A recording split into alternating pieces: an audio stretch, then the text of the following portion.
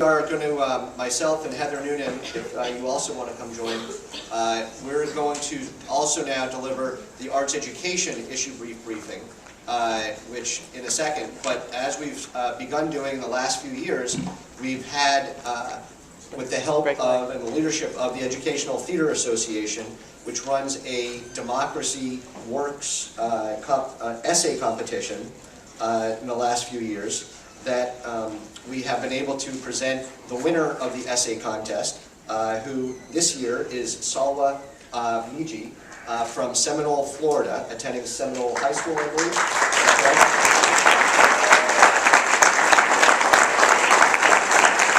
And so, as a lead-in to the arts education issue brief, Salwa is going to present the essay that was selected as the top essay. She just delivered, I believe, over at the other side as well. So welcome to the advanced briefing, Salwa Meghjee.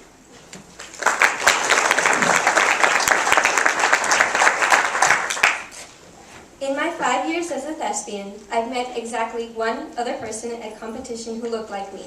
Another hijabi at state competition who I chased through the convention center to tell her I loved her scarf. Over many auditions, I've heard the words, "Sorry, you just don't look the part," for both modern and period pieces alike.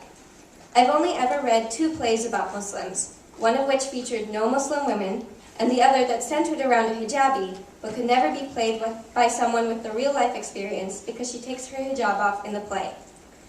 I've been in love with theater since I was 12 years old, but unfortunately, the fine arts have not always been so fond of me. Growing up, I never saw someone who looked like me in media. The only Muslims on television were horribly stereotyped as terrorists or alien people, abnormal and to be avoided. Even in children's shows that prided themselves on diversity, Muslims were noticeably absent. Within my community, I was told that the arts weren't for us. When I first joined theater, someone close to me told me, "You don't want to be a part of drama. We aren't those kind of people."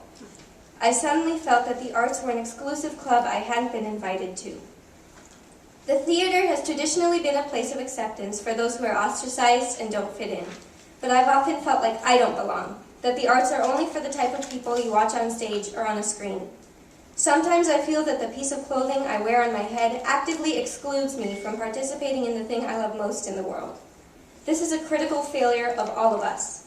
The arts are the best avenue to express oneself and showcase different, uncomfortable, and even painful perspectives. But when the arts fail to include a minority, it goes against what the arts fundamentally stand for. The world has always been changed and shaped through art. But right now, the arts do not fully represent the world. Though I stand by all of this, I'm able to say this from a privileged position as a longtime thespian and as president of my troupe. I've had opportunities to act on stage. Ironically, I played Mary Warren in my school's fall production of The Crucible, and with the aid of clever costuming, I blended in as a moral Christian woman. I've written and produced my own play at the Orlando Shakespeare Theater, creating opportunity for myself when I felt like none existed. Collaborating with teachers and fellow thespians and pushing our creative boundaries together through that production continues to be the most enlightening and wonderful experience I've had in theater thus far.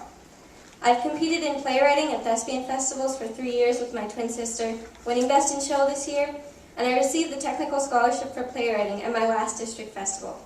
And through the Educational Theater Association and Mr. Jim Palmerini's generosity, I get the opportunity to speak to you today and have my voice be heard. Even though there is currently very little media representing Muslims, I find myself at the cusp of a new age in which people like me can write their own stories, and those stories are heard. I can create those stories for the little Muslim girls who come after me, so they won't feel quite so alone in their experience, and can be welcomed into this community with open arms. There is an abundance of opportunity for me in theater, and more importantly, I can make that opportunity. The theater continues to be a place where minorities, those rejected, ostracized, and even feared by society, can express themselves, showcase their true identities, and find other people who will give them a place to come home to. Through wonderful teachers and the International Thespian Society, I've been given opportunities to be part of something bigger than myself. A community of individuals who don't mind that they can't see my hair, as long as I share my heart. As long as arts education strives to ensure that students can share themselves in a supportive space, it will continue to be a place of belonging for everyone. Thank you.